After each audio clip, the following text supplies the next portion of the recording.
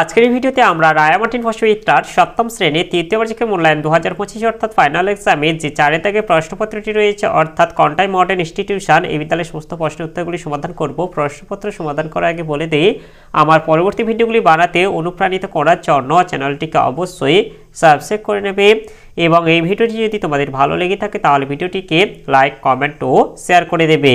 প্রথমে একে এটা আছে সঠিক উত্তরটি বেছে নিয়ে লেখো যে কোনো 14টি। একে আছে পাল ও সেন যুগে জমিতে মূল অধিকার ছিল, এটা হবে রাজার। এরপর দিয়ে আছে পাল আমলের ভাস্কর্যগুলির সবচেয়ে উৎকৃষ্ট নিদর্শন, এটা হবে পাহাড়পুরের মন্দির। এরপর তিনি আছে গিয়াসউদ্দিন বলবন যে বংশের শাসক ছিলেন, এটা হবে মামলুক বংশ। এরপরে চারিটা আছে বিজয় নগরে তুলুপ বংশের শাসন প্রতিষ্ঠা করে, এটা হবে বীরসিংহ। এরপর 5 বাহমনি বংশের শ্রেষ্ঠ সুলতান ছিলেন, এটা হবে আলাউদ্দিন হোসেন শাহ। এরপরে 6 আছে চলদিরানের যুদ্ধ হয় 1514 খ্রিস্টাব্দে। এরপরে 7 আছে দাক্ষিণাত্যে খানজাহান লোদিজার শাসনকালে বিদ্রোহ করেন, তবে শাহজাহান। এরপরে 8 আছে ওসিরকর দুর্গটি যে রাজ্যে অবস্থিত ছিল তা হলো, এটা হবে খানদেশ। এরপরে 9 আছে ভারতে চরকা যন্ত্রের প্রথম উল্লেখ পাই যে গ্রন্থে, এটা হবে ফুতুহ উস সালাতিন। এরপরে 10 আছে ফিরোজ মিনা তৈরি হয়, এটা হবে 1488-তে।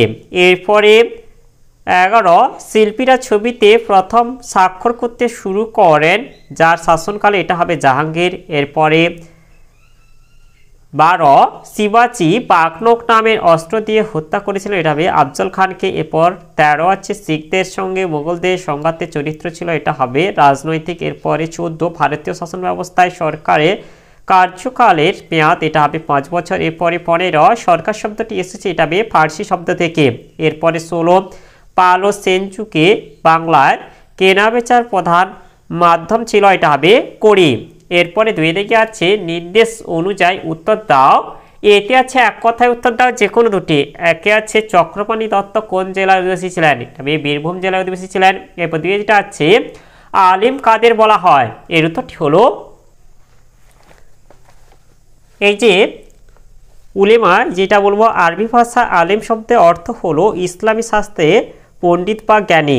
একের বেশি আলেমকে বা আলিমদের উলেমা বলা হতো। অর্থাৎ কি বলবো যে আরবি ভাষার আলিম শব্দের অর্থ এটা হচ্ছে ইসলামী শাস্ত্রে পণ্ডিত বা জ্ঞানী, তাহলে অর্থাৎ হচ্ছে আলিম হচ্ছে ইসলামী শাস্ত্রে পণ্ডিত বা জ্ঞানী ব্যক্তিদের বলা হয়। এরপরে তিনি এটা হচ্ছে হিমু কে ছিলেন, হিমু ছিলেন আদিল শাহের প্রধানমন্ত্রী। এরপরে 4টা আছে কুমিল পোশাক কোন নাচে ব্যবহৃত হয়, এটা হবে মণিপুরী নাচে। এরপরে বিতে আছে শূন্যস্থান পূরণ করো।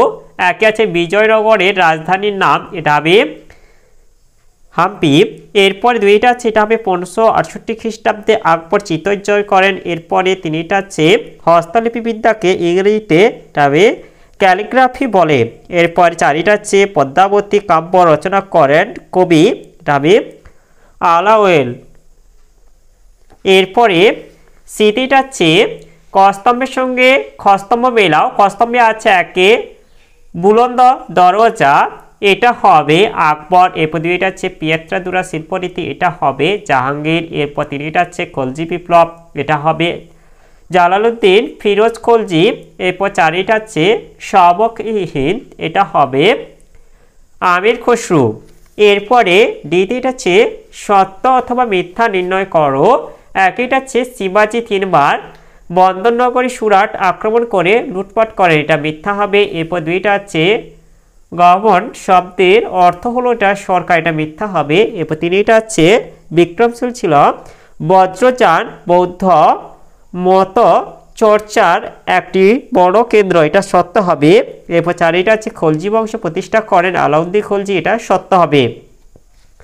এরপরে 3টা যেটা আছে 2-3টি বাক্যে উত্তর দাও যে কোনো 6টি। এটা আছে বাংলায় সেন যুগে পঞ্চরত্ন বলতে কাদের বোঝানো হতো, এর উত্তরটি হলো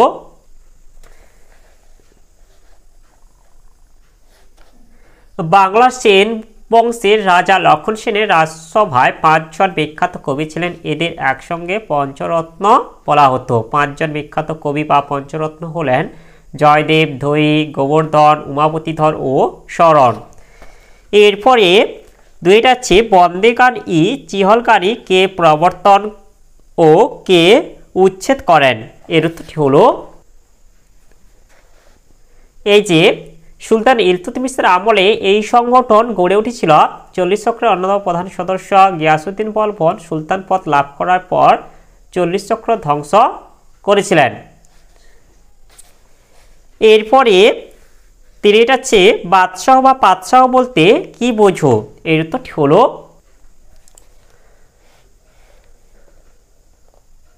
ভারতে মুঘল সম্রাটদের উপাধি ছিল বাদশাহ বা পাতশাহ। বাদশাহ বা পাতশাহ শব্দের অর্থ হলো শাসক বা সম্রাট।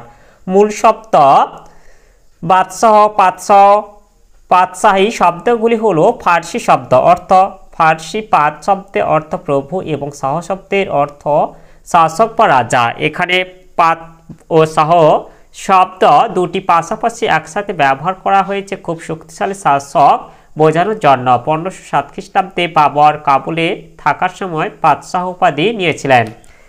এরপরে চারিটা হচ্ছে সুফিবাদী আবির্ভাব কোথায় হয় এবং সুফ কথার অর্থ কী? এর উত্তরগুলি হলো সুফিবাদের আবির্ভাব হয়েছিল মধ্য এশিয়ায় এবং সুফ কথার অর্থ হলো আরবিতে পশমের তৈরি এক টুকরো কাপড়। এরপরে পাঁচটা হচ্ছে নাথ সাহিত্য কাকে বলে? এর উত্তরটি হলো মধ্যযুগে বাংলায় নাথযোগী নামে এক ধর্ম সম্প্রদায় ছিল। নাথযোগীদের আচার আচরণ ধর্মকর্ম নিয়ে যে সাহিত্য লেখা হয় তাকে নাথ সাহিত্য বলা হয়। নাথ সাহিত্যের বিষয় নাথযোগীদের দেবতা শিব, শিবের উপাসক নাথযোগীরা সন্ন্যাস জীবনযাপনের উপর জোর দিত। নাথ সাহিত্যের বিষয়েও সন্ন্যাস জীবনযাপনের উপর জোর দিয়ে ধর্মকর্ম ও আচার আচরণ পালনের কথা তুলে ধরা হতো। নাথ সাহিত্যের মধ্যে বিখ্যাত হলো ময়নামতির কথা ও গোপীচন্দ্রের গান।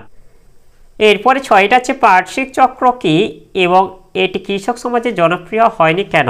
এর উত্তরটি হলো খ্রিস্টীয় ত্রয়োদশ শতক নাগাদ পার্শ্ব থেকে গিয়ার লাগানো সক্রিয় বার্ষিক চক্রের মাধ্যমে ভারতে জলসেচ ব্যবস্থা চালু হয়। ছোট নাগরদোলার মতো দেখতে এই যন্ত্রটির সাহায্যে কুয়ো বা খাল থেকে পশু শক্তির সাহায্যে জল তোলা যেত। উত্তর পশ্চিম ভারতে কিছু অঞ্চলে এর ব্যবহার দেখা যেত। এরপরে এটা হচ্ছে সাথে মাবলে বা মাওলি কি? এর উত্তরটি হলো এই যে শিবাজি তার সেনাবাহিনী গঠন করার জন্য মাওয়াল অঞ্চল থেকে সেনা নিয়োগ করেন। মাওয়াল অঞ্চলের এই সেনাদের মাপলে বা মাওয়ালি বলা হতো। এরপরে আটিটা হচ্ছে সুরাহাবতী সম্প্রদায়ের প্রতিষ্ঠাতাকে তবে বদরুদ্দিন জাকারিয়া। এরপরে যেটা হচ্ছে এবং হুমায়ুন নামা কোন ভাষায় রচিত? এটা হবে ফার্সি ভাষায়। এরপরে নয়টা হচ্ছে যুক্তরাষ্ট্রীয় শাসন ব্যবস্থা কাকে বলে? এর উত্তরটি হলো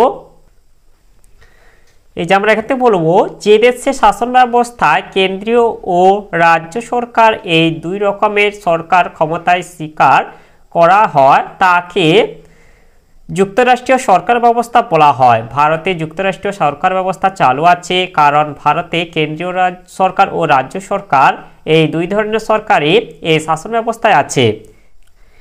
এরপরে চারিদিকটা হচ্ছে সংক্ষিপ্ত উত্তর দাও। একটা হচ্ছে পাল আমলে শিল্পচর্চা সম্পর্কে টিকা লেখো। এটি তোমাদের মূল যে টেক্সট বই সেখান থেকে পেয়ে যাবে। অথবা এটা হচ্ছে পাল শাসনের তুলনায় সেন শাসন কেন বাংলায় কম দিন স্থায়ী ছিল? এর উত্তরটি হলো বাংলায় পাল শাসন 400 বছরেরও বেশি স্থায়ী হয়েছিল। অপরদিকে সেন বংশের শাসন প্রায় 100 বছরের মতো স্থায়ী হয়েছিল। বাংলায় পাল শাসনের তুলনায় সেন শাসন কম দিন স্থায়ী হওয়ার কারণ হলো পাল বংশের প্রতিষ্ঠাতা গোপাল যখন সিংহাসনে বসেন তখন তার প্রতি বাংলার জনগণের সমর্থন ছিল, কিন্তু সামন্ত সেন বা বিজয় সেনের ক্ষমতা লাভের ক্ষেত্রে সেরকম জনসমর্থন ছিল না। দুইটা হচ্ছে পাল শাসকরা বাংলা সমাজে যেভাবে নিজেদের গ্রহণযোগ্য করে তুলেছিলেন সেন রাজারা তা পারেনি। এরপরে দুইটা হচ্ছে গিয়াসউদ্দিন বলবন মন্ত্রী থাকাকালীন কিভাবে মঙ্গল আক্রমণ মোকাবিলা করেন? এর উত্তরটি হলো আমরা এখান থেকে বলবো মঙ্গলরা 1221 খ্রিস্টাব্দ থেকে ভারতের উত্তর পশ্চিমে বারবার আক্রমণ করে। সুলতান গিয়াসউদ্দিন বলবন মঙ্গল আক্রমণ ঠেকানোর জন্য অনেক রকম ব্যবস্থা গ্রহণ করেছিলেন। এক হচ্ছে দুর্গ সংস্কার, বলবন তওবর হিন্দ, সুনাম, সামানা, দীপালপুর দুর্গগুলি সংস্কার করেন। দুই এটা হচ্ছে সীমান্তে সৈন্য নিয়োগ, বলবন ভারতের সীমান্তে বিপাশা নদী বরাবর প্রচুর সৈন্য মোতায়েন করান। তিন যেটা হচ্ছে দুধ প্রেরণ, বলবন কূটনৈতিক চাল হিসেবে মঙ্গলদের কাছ থেকে দুধ পাঠান। এরপরে তিনটা হচ্ছে শের শাহ যোগাযোগ ব্যবস্থা কি ধরনের উন্নতি ঘটান, অথবা এটা হচ্ছে কিভাবে আকবর রাজপুতদের সঙ্গে সম্পর্ক গড়ে তুলেছিলেন। এটা তোমরা তোমাদের বই থেকে পেয়ে যাবে। আর এর আগের প্রশ্ন উত্তরটি হলো, এর উত্তরটি আমরা এখান থেকে বলবো, যোগাযোগ ব্যবস্থার উন্নতির জন্য শের শাহ বিশেষ সচেষ্ট ছিলেন। তার উদ্যোগে বহু সড়ক নির্মিত হয়েছিল।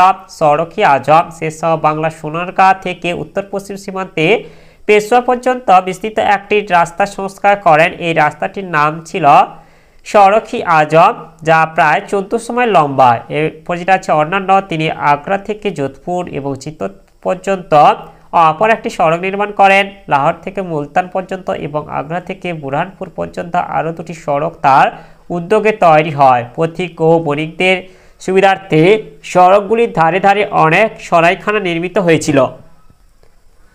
এরপরে চারিটা হচ্ছে মধ্যযুগে বিজ্ঞান ও প্রযুক্তি কী রূপ ছিল, অথবা এটা হচ্ছে টিকা লেখো গুরু নানক।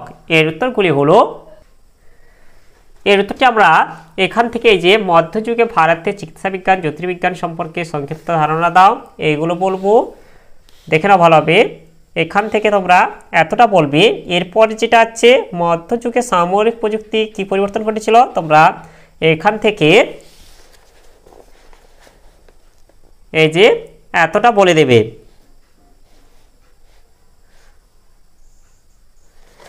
এরপরে যেটা আছে টিকা লেখক গুরু নানক, এর উত্তরটি হলো, এই যে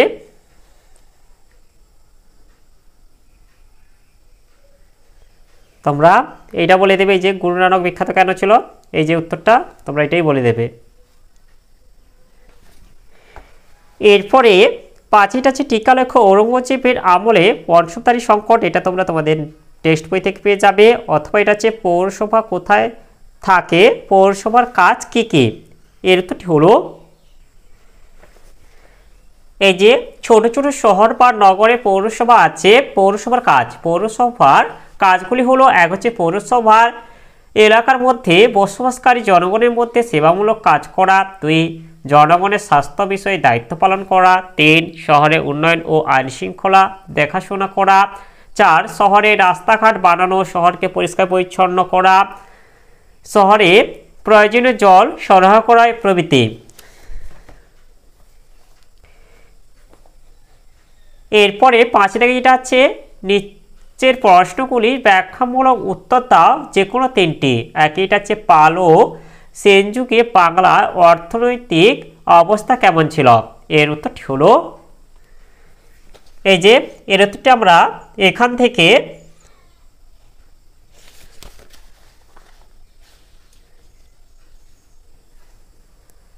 এতটা লিখে দেব, তোমরা দেখে নাও ভালো হবে।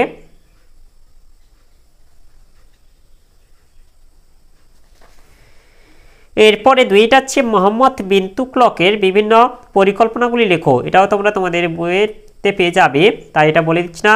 এরপর তিনটা হচ্ছে দাক্ষিণাত্য অভিযানের ক্ষত মোগল শাসনের পর কি প্রভাব ফেলেছিল, এর উত্তরটি হলো, এই যে এর উত্তরটি তোমরা এখান থেকে দেখে নাও, এভাবে ঠিক লিখে দেবে।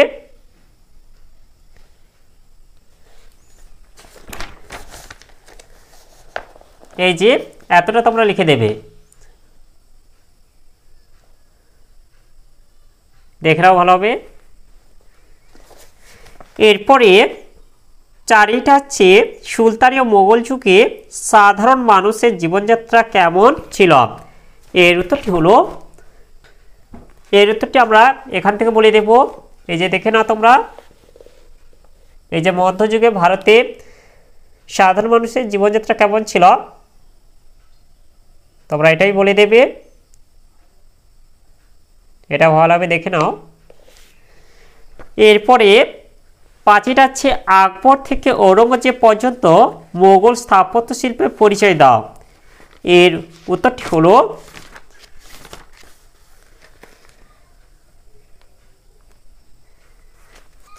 এই যে আমরা এখান থেকে বলে দেব, এই যে আকবরের পয়েন্ট থেকে ঔরঙ্গজেবের পয়েন্ট পর্যন্ত বলে দেব, তোমরা এটা দেখে নাও ভালোভাবে। ভিডিওটি বড় হয়ে যাবে তাই আমি আর পড়ে দিচ্ছি না এগুলো, তোমরা এটা ভালোভাবে ভিডিওটি স্ট্যান্ড করে ভালোভাবে দেখে নাও। এরপরে 6টা হচ্ছে বাংলায় বৈষ্ণব আন্দোলনের ফলাফল আলোচনা করো। এর উত্তরটি হলো এই যে বাংলায় বৈষ্ণব আন্দোলনের ফলাফলটা, তোমরা এটা ভালোভাবে দেখে নাও।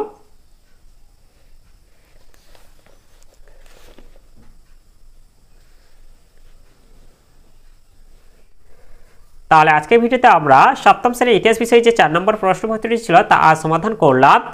আর ভিডিওটি শেষ করার আগে বলে দিই, তোমরা যারা এখনও পর্যন্ত আমার চ্যানেলটিকে সাবস্ক্রাইব করোনি অবশ্যই চ্যানেলটিকে সাবস্ক্রাইব করে বেল আইকনটি অল করে দেবে পরবর্তী ভিডিওগুলির নোটিফিকেশান তাড়াতাড়ি পাওয়ার জন্য।